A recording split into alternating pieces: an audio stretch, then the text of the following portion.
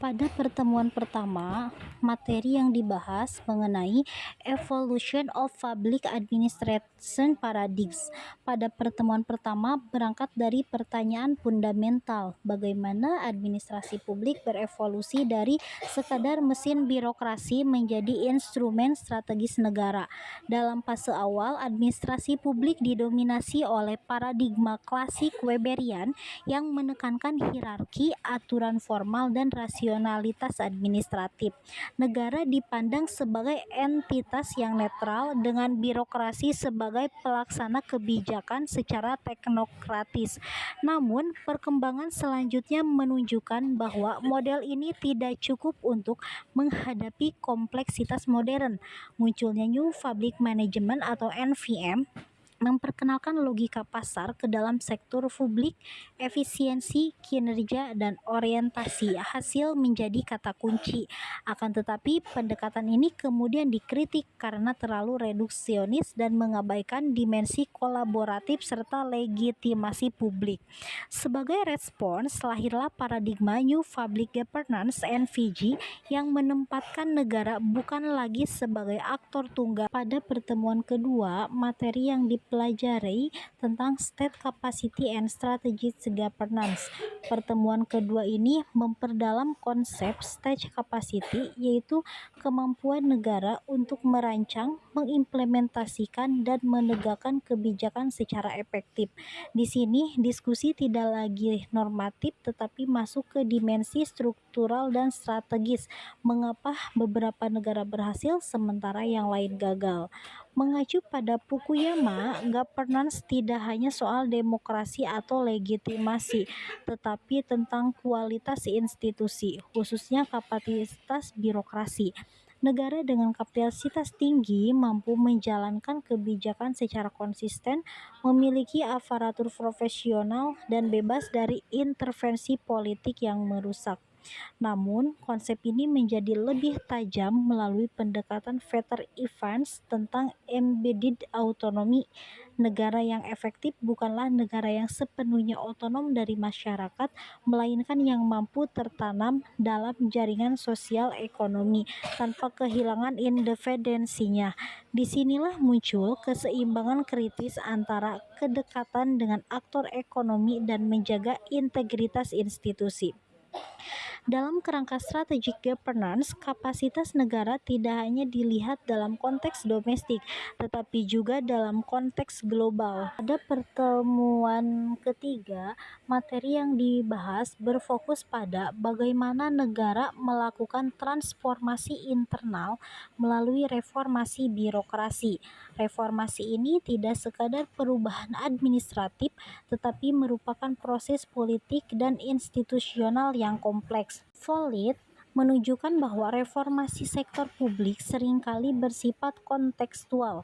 Tidak ada model tunggal yang bisa diterapkan di semua negara. Reformasi dapat berbentuk efisiensi manajerial, desentralisasi, digitalisasi, hingga perubahan budaya organisasi. Namun, realitas menunjukkan bahwa banyak reformasi gagal atau menghasilkan dampak yang terbatas. Salah satu penyebab utamanya adalah implementation gap, kesenjangan antara desain kebijakan dan pelaksanaannya. Reformasi seringkali berhenti di level regulasi tanpa perubahan nyata di lapangan. Dalam perspektif yang lebih strategis, reformasi birokrasi harus dilihat sebagai bagian dari pembangunan kapasitas negara. Artinya, tujuan akhirnya bukan hanya efisiensi, tetapi juga peningkatan kemampuan negara untuk merespon krisis, mengelola konflik, dan mempertahankan stabilitas nasional. Pada pertemuan keempat, materi yang dibahas mengenai digital government and platform governance, di mana pada pertemuan keempat ini membawa diskusi ke era digital, di mana teknologi menjadi determinan utama dalam transformasi pemerintahan. Digital government bukan sekadar digitalisasi layanan, tetapi perubahan fundamental dalam cara negara beroperasi. Margetts dan Levy menggambarkan second wave of digital era governance, di mana pemerintah tidak hanya menggunakan teknologi untuk efisiensi, tetapi juga untuk menciptakan sistem yang lebih terintegrasi, real-time, dan berbasis data. Negara mulai beralih dari birokrasi berbasis dokumen ke data-driven governance. Lebih jauh lagi muncul konsep platform governance, di mana negara beroperasi seperti platform digital, menghubungkan berbagai aktor, memfasilitasi interaksi, dan menciptakan ekosistem layanan publik. Poin kelima, materi yang dibahas mengenai public sector integrity and anti-corruption system, di mana pada materi ini menempatkan integritas sektor publik sebagai fondasi utama dari state capacity. Tanpa integritas, seluruh desain kebijakan sebaik apapun akan mengalami distorsi dalam implementasi. Korupsi dalam perspektif modern tidak lagi dipahami sekadar sebagai penyimpangan moral individu, tetapi sebagai fenomena sistemik yang berkaitan dengan struktur insentif, kelemahan institusi, dan asimetri kekuasaan. Sehingga dapat dikatakan korupsi ini muncul ketika terdapat monopoli kekuasaan, diskresi tinggi, dan akuntabilitas rendah. Secara strategis, integritas bukan hanya isu domestik, tetapi juga memengaruhi daya saing global suatu negara.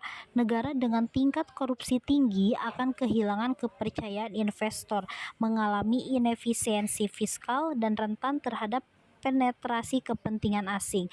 Dengan demikian, sistem anti korupsi harus dilihat sebagai bagian dari arsitektur keamanan nasional atau national resilience.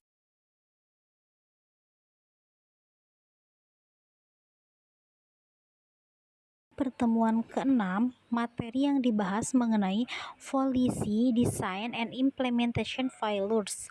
Pada pertemuan 6 ini mengkaji salah satu paradoks utama dalam administrasi publik. Banyak kebijakan yang dirancang dengan baik namun gagal dalam implementasinya. Bardach menekankan pentingnya polisi desain yang berbasis analisis mendalam, termasuk identifikasi masalah, evaluasi alternatif, dan pertimbangan trade-offs. Namun, Pressman dan Wilczek menunjukkan bahwa implementasi adalah proses yang jauh lebih kompleks daripada desain, melibatkan banyak aktor, kepentingan, dan ketidakpastian. Kegagalan implementasi seringkali disebabkan oleh fragmentasi institusi, koordinasi yang lemah, serta kurangnya kapasitas di tingkat pelaksana. Selain itu, faktor politik juga memainkan peran penting. Perubahan kepemimpinan atau prioritas dapat mengganggu kontinuitas kebijakan. Pada pertemuan ke-7, materi yang dibahas mengenai Network Governance and Public-Private Partnerships.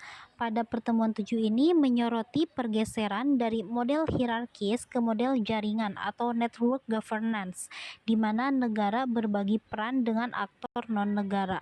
Claesen dan Compensan menjelaskan bahwa kebijakan publik modern seringkali dihasilkan melalui interaksi kompleks antara pemerintah, sektor swasta, dan masyarakat sipil. Dalam konteks ini, pemerintah berperan sebagai meta-governor, mengatur arah tetapi tidak mengontrol secara langsung. Public-private partnership